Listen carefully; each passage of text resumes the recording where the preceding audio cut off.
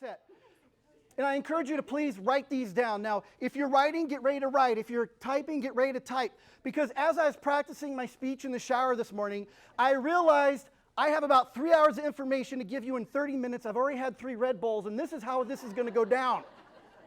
So get ready to go. All right, get ready to write. The top 3 things that separate the good from the great. Number 1 is mindset. Yes, of course it is mindset. The number 1 agent in this room is no better than anybody else. They just think differently than everybody else. And that's one of the benefits of a coach. We don't see the highlight reel and just the awards. We get to see behind the curtain. And is systems and models and people and marketing important? Absolutely. But what separates the production in this room is mindset. So let's talk about mindset. Now, we know in real estate, unfortunately, some people are not going to make it in real estate. Agreed? Agreed. You want to know who doesn't make it in real estate? Real estate agents! Real estate agents don't make it in real estate! Business owners do. Ooh, write that down. Now, yes, you are in real estate. Yes, you are in sales. But if you think like a real estate agent in sales and a business owner as well, you don't just survive through these markets, you thrive through them. Now, I could talk about mindset all day. I teach courses on it. I coach to it. I've been published on it. But I just want to leave this with you here today. Every single one of you are a business owner. You have to think of this not as a hobby, as a business. And business owners track their numbers. Please write that down. Business owners track their numbers, and numbers are the language of business. The song is only on for 3 or 4 seconds. You hit snooze, but what's stuck inside your head all day long? That song. So, what is entering your brain is the first thing you get up. Now let me ask you a question. How many of you use this as an alarm clock? Raise your hand and be honest. How many of you use this as an alarm clock? All right, here's one piece of advice. Stop it! Just stop it! You want to know why? Think about the Ravs. You roll over, you wake up, you grab your phone, you go straight to email. It's like, oh, it didn't appraise. Oh, they countered us. Oh, we should use someone else. Oh, chaos. Your brain's going chaos, chaos, chaos. Chaos is important. I must go find more chaos. You roll over. You roll over, you go straight to Facebook. Oh, look at her perfect family. Oh, he got a new boat. Oh, look at their lifestyle. Oh, look what they're doing. They're on vacation. Oh, I'm not worthy. You tell yourself, I'm not good enough compared to the rest of the world. Your brain will spend the rest of the day confirming you're not worthy.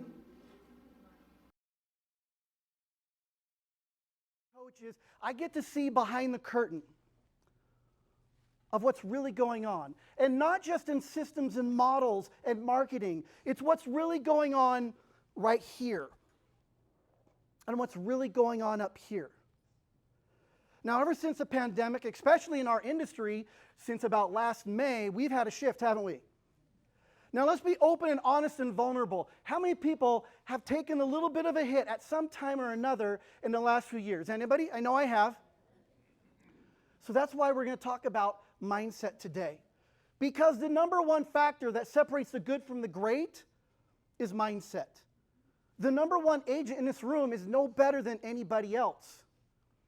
They just think differently than everybody else. So that's why we're going to focus on mindset today. Now, this is not going to be your typical rah-rah, up and down, massage each other's back kind of mindset thing. We're going to get real and we're going to get right. We're going to talk technically, how is mindset formed and how are thoughts created?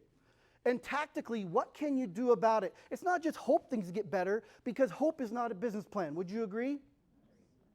So, we're going to get real and get right. This is going to be a little different. It's going to get awkward. So turn to your neighbor and say, this is going to get awkward.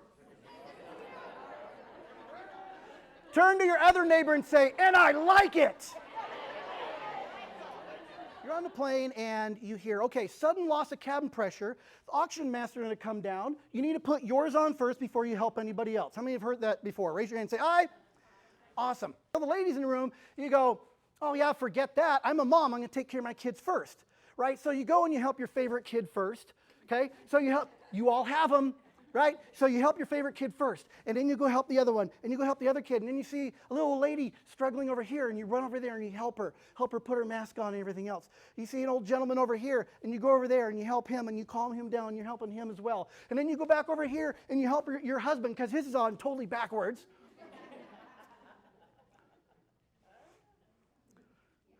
And here's the thing. If you can't breathe and your lungs explode, you can't help anybody else. A lot of times people during their nurture years were taught that everybody else needs to win. I'll lose. I'll sacrifice myself. It's noble. I'll lose as long as everybody else wins. You can't help anybody else.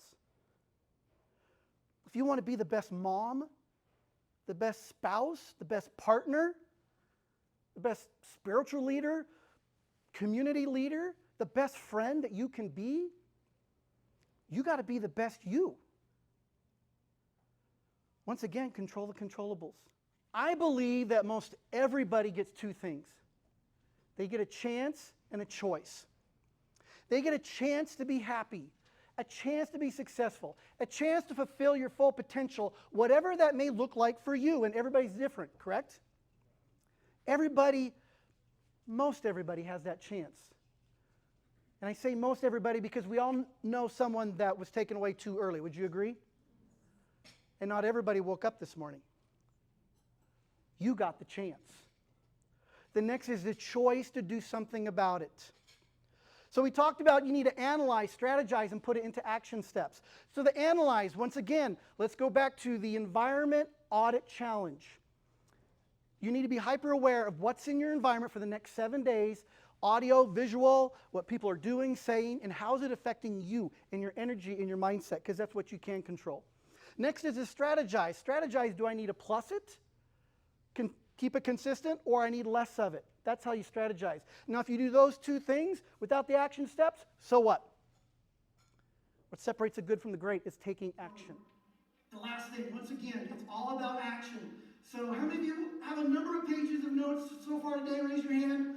Now, how many of you commit, you promise, not to me or your team leader, you promise to yourself that one of those action steps, one of those great ideas you're going to take action on? If you agree, raise your hand and say aye. Raise your hand and say aye, baby. Awesome. Have a great rest of your day. Thank you, guys.